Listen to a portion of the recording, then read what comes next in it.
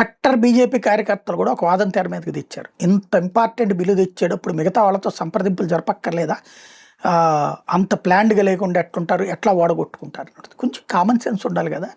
క్రిందటిసారే బిల్లుని ఆమోదించారు.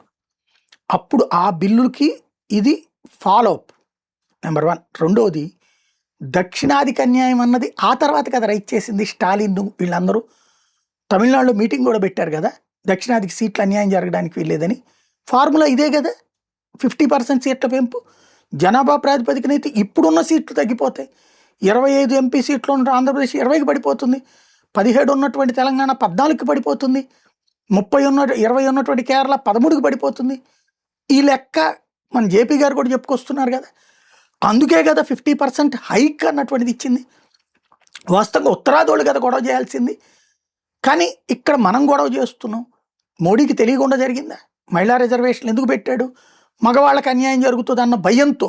ఎందుకంటే దశాబ్దాల తరబడి నియోజకవర్గాలు తిష్ట వేసి కూర్చున్న మగాళ్ళు తమ సీట్లు ఇస్తే తమ భార్యకో కూతురుకు ఇవ్వడానికి కూడా సిద్ధపడరు. కాబట్టి వాళ్ళకి ఇబ్బంది లేకుండా ఉండటానికి సీట్లే పెంచేసేసి ఇచ్చుకొచ్చాడు. ఈవెన్ మనం మెడికల్ కాలేజీల దాంట్లో కూడా చూడండి, సీట్లు పెంచుకొని ఇచ్చాడు తను.